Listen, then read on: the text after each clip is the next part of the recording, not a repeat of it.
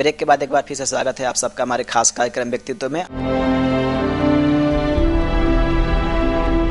Doctor Bindeshwar पाठक ने अपना पूरा जीवन सामाजिक कार्यों में लगाया। डॉक्टर पाठक ने सामाजिक सुधार के साथ साथ समाज शास्त्र के क्षेत्र में अग्रणीय भूमिका निभाई, जिनमें प्रमुख रूप से मानव अधिकार जैसे महत्वपूर्ण विषय शामिल हैं। डॉक्टर पाठक बिहार के वैशाली जिले के रहने वाले हैं। इन्होंने पटना विश्वविद्यालय से समाज शास्त्र में PhD की उपाधि हासिल की। 1968 में डॉक्टर पाठक ने बिहार गांधी शताब्दी समारोह में शामिल होकर एक जन नायक के रूप में भंगी मुक्ति के लिए मेहतर परिवारों के साथ रहकर अनुसंधान किया।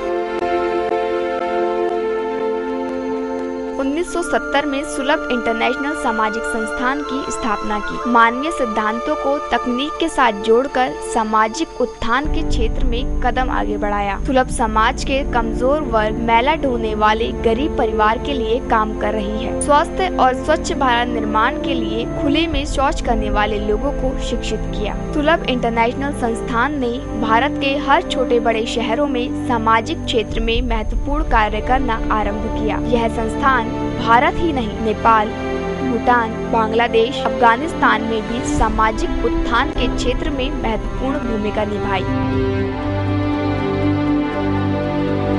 सुलभ आंदोलन की शुरुआत स्वच्छता, सफाई, गरिमा बहाल करने के लिए सुलभ शौचालय की स्थापना की, जो सस्ते और तकनीकी रूप से आसान भी है, जिसे कोई भी व्यक्ति बहुत ही कम खर्च में आसानी से इस्तेमाल कर सकता है, जो सेप्टिक सीवरेज प्रणाली के रूप में जाना जाता है, जो हाइजीनिक है। इसके साथ सार्वजनिक शौचालय परिसर का निर्माण कराया, जो सामुदायिक स्वास्थ्य स्वच्छता एवं पर्यावरण स्वच्छता के लिए एक अहम योगदान है।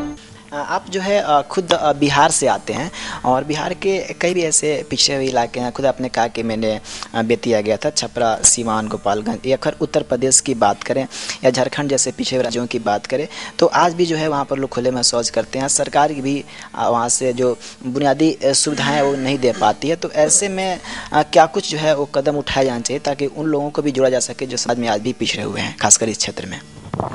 महत्वपूर्ण क्या है? महत्वपूर्ण ये है कि जो राजनीतिक पार्टियां हैं, जो शासन में है, उसमें कोई ऐसा व्यक्ति है जो विषय को पूरी तरह से जानता हो और यह भी जानता हो कि इसका समाधान कैसे होगा, या ऐसे लोगों को बुला करके परामर्श करता हो कि कैसे हो सकता है और जानने के बाद उस पर कार्रवाई करता हो।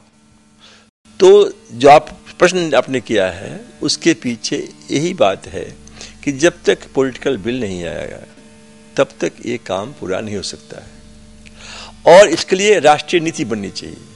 ठीक है, और सिर्फ अभी राष्ट्रीय नीति अभी बन रही है, पहले बनी भी, अभी बन रही है, कानून बनने वाला है। कानून बनाइए, उससे मुझे नहीं कोई विरोध है, लेकिन कानून के साथ साथ उसका इम्प्लीमेंटेशन भी होना चाहिए। बिना उसके तो कानून अधूरा है। तो इसमें है कि राष्ट्रीय नीति में सबसे पहले मुझे पूछे क्या कर सकते हैं आप, तो बैंक से लोन मिलना चाहिए, ऋण। अभी आज हमने खबर पढ़ा, माननीय मंत्री जी जो ये हैं केंद्र सरकार के, उनका जवाब आया हाउस में, उसमें दिया है कि साहब पहले शायद 500 करोड़ था, अभी 3500 करोड़ हुआ है।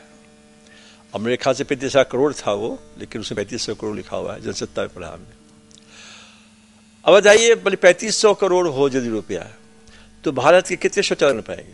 तो एक तरफ घोषणा आप क्या करेंगे कि भाई 10 वर्ष में हम बंद कर देंगे, लेकिन जो राशि आपके पास में है वो एडुकेट है ही नहीं। तो उसका एक ही उपाय हो सकता है कि बैंक को ऋण देने के लिए कह दीजिए, तो जिसके घर में शौचालय अपना कमाऊ शौचालय है वो अपना बनवा लेगा। सुलभ शौचालय परिसर का निर्माण सामाजिक संस्थानों पर जैसे बस अड्डा, अस्पताल, रेलवे स्टेशन, बाजार आदि महत्वपूर्ण स्थानों पर जन भागीदारी को शामिल किया गया है। इन परिसरों का निर्माण और संचालन सुलभ के द्वारा किया जाता है। सुलभ शौचालय सेप्टिक टैंक फ्लश खाद के लिए लोकप्रिय हुआ।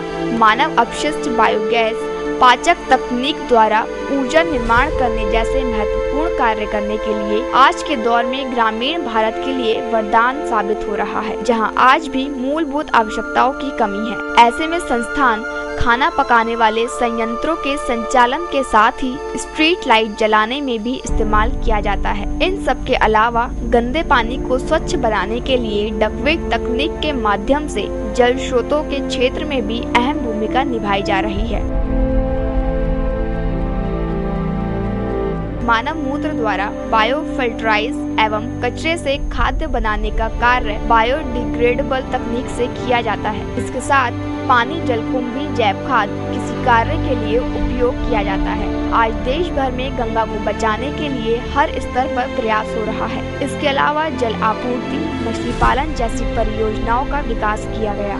ऐसे में सुलभ तकनीकी अनुसंधान और प्रशिक्षण संस्थान के स्तर पर भी अपना योगदान दे रहा है।